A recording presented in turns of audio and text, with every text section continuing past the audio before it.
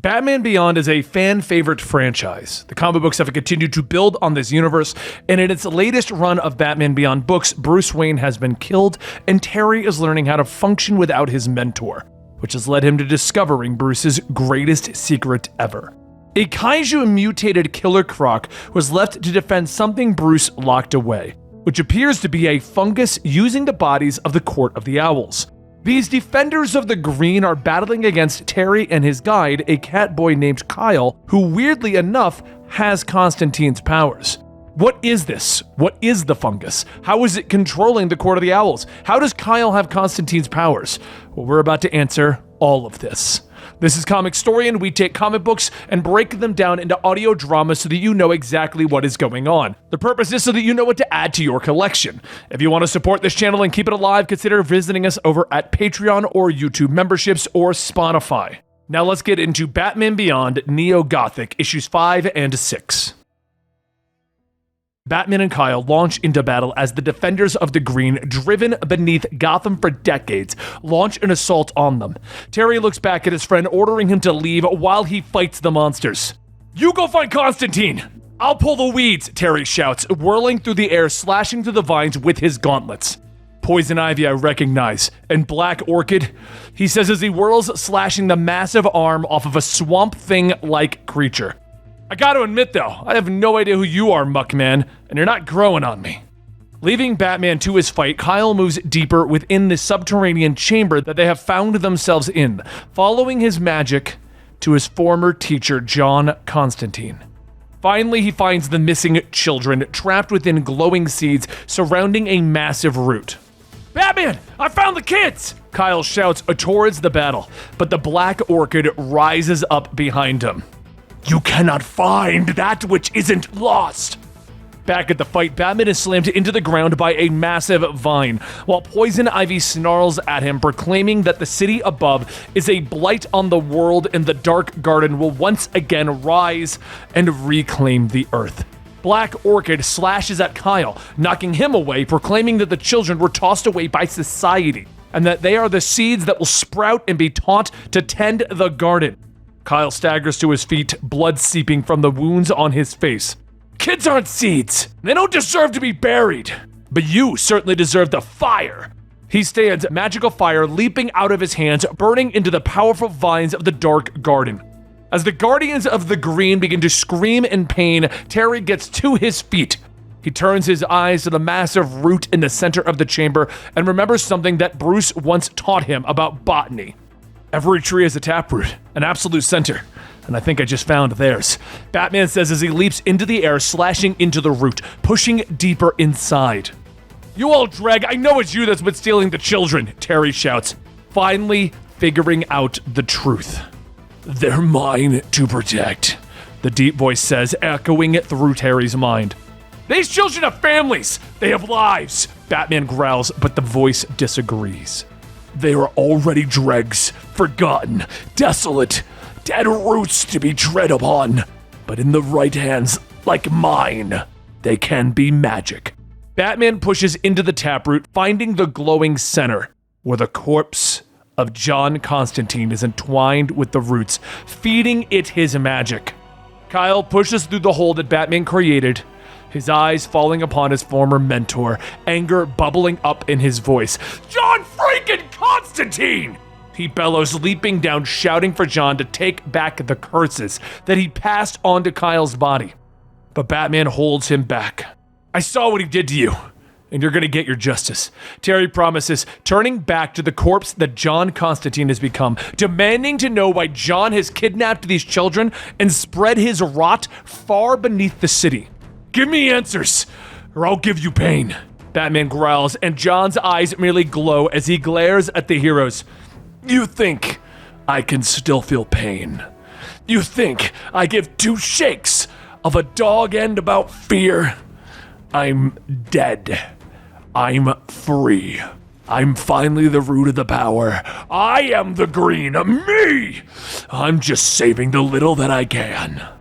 Terry doesn't believe him, explaining that Bruce once said that Constantine was little more than a dirtbag street magician. That John trying to protect anything doesn't make any sense. I've heard enough ghost stories since I came into the dark. It's time I got the truth. Batman snaps, and John grows before their eyes, his decaying mouth opening wide. You want the truth? Your world is dying. A crisis looms beyond the dark. Only innocence can be saved. John bellows, and Batman stares at him. From what? Far above, in Neo-Gotham, Lumos sits in his office of light, far over the streets of Neo-Gotham, where he is preparing to activate his light to construct a new city. He reaches for his phone, which is also made of a light construct, and he puts a call into the former detective, Sunbeam Boonma. He congratulates her on her fight to try and save old Gotham and feels sympathy for her loss, but reminds her that change is inevitable. This hasn't changed, Lumos. It's erased. It's an injustice. Sunbeam says, but from his tower, Lumos nods his head and prepares for the activation. Yeah, the future really doesn't give a flux. He says as he taps the button, and Sunbeam is surprised by the melancholy in his voice. You almost sound like you regret it, she says, and he nods. I almost do. He says as he taps the button, and suddenly the city begins to shake as the buildings begin to fall, but they aren't stopping, and more buildings fall with them. Lumos, what have you done? She shouts into the phone as she watches parts of Gotham topple, but Lumos is shaking his head. What the hell is this? That sinkhole, that's not a part of my plan. My detonations were very controlled, he shouts as the center of Gotham seems to be opening up. Far below, Constantine has had enough, his roots beginning to push upward. The wound that you feel! It opens the way to the dark skies above. This place of safety is gone. The garden is shattered. There's only one recourse left for our seeds to thrive. Batman looks to Kyle. I need to get back to Gotham. What are you talking about? The problem is still very much not solved, Kyle tells him. And Batman puts a hand on his friend's shoulder, believing that he can stop John while Batman saves the people above. You might think that you're a cat, but I see a lion, Terry says before rocketing upward. And in Gotham, people are running in fear as the roots and monsters once buried far beneath them begin to rise. As Batman rockets back upwards towards the city, the commissioner knows they only have one chance. Light the signal, is the command. In his tower, Lumos runs in fear of the root monsters as they are rising up against him, while Sunbeam stares in shocked horror at the massive flower that grows from the sinkhole in the center of Gotham. But Terry returns rocketing up beneath the city to find it under attack. Only Batman can save Gotham now. Below them, Kyle turns back to his former mentor. John, you absolute tosser!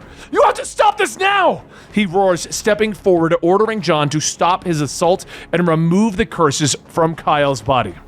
I think not, Squire, John says in Kyle's mind.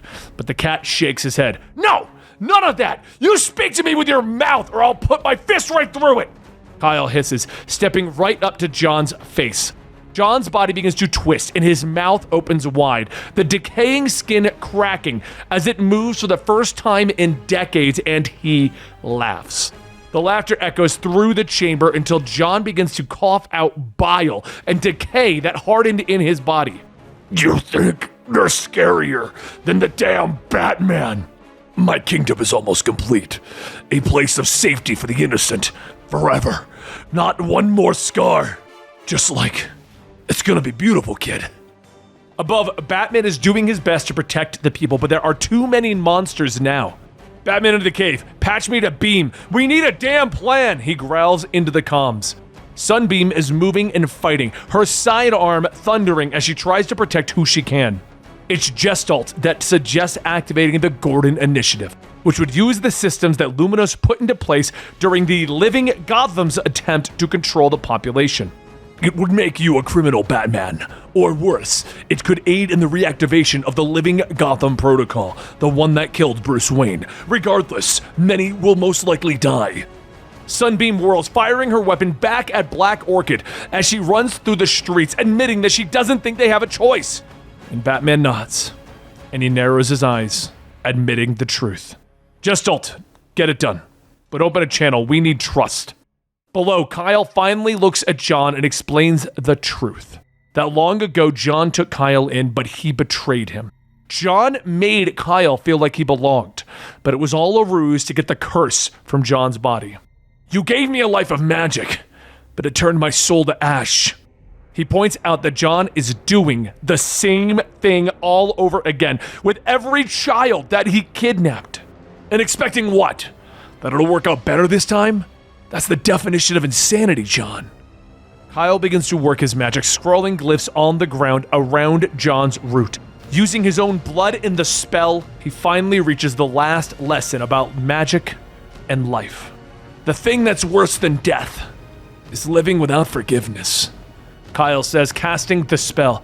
John Constantine, I forgive you, he says quietly. Above, Terry is broadcasting his message across the city. Batman is telling the people that he and his team have activated the Gordon Initiative. This will allow everyone to use the holographic nanite technology that is living in their bloodstream, a product of the living Gotham trying to take control of the people to become Batman. One Batman isn't enough to save Gotham this time. He needs the people to help him, but they have to opt in. Batman refuses to take people's free will away from them.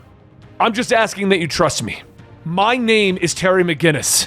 I was born in Crown Point. I was a juvenile delinquent. And then I put on the cowl. I became Batman.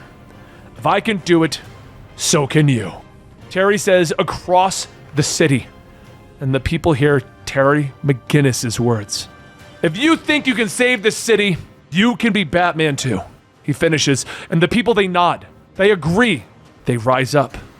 The hard light nanites begin to work, and the people of Gotham City are now transformed into an army of Batmen. They rise up against the monsters, they fight back, they reclaim their streets.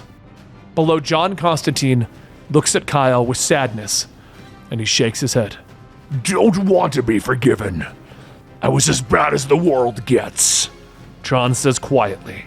But Kyle shakes his head, and he points out that John is just an old man. And he made some mistakes. But John needs to stop his tantrum. He needs to try and leave the world a bit better than he found it. Up above, the fungal-controlled Killer Croc is rampaging through Gotham, but Batman is now leading a squad of Batmen behind him. Together, they slam into the beast and knock him to the ground. And down below, Kyle offers John a smoke, once again asking him to take the curses away. John smiles as he puffs. I bet you're going to do amazing things. Gonna have to stop what's coming. He wheezes, leans back, and smiles, happy to help one person to make their life better. He pulls the curses out of Kyle's body, and he leans back with a sigh. Sawed off, Kyle whispers sadly, and John smiles. Go screw yourself.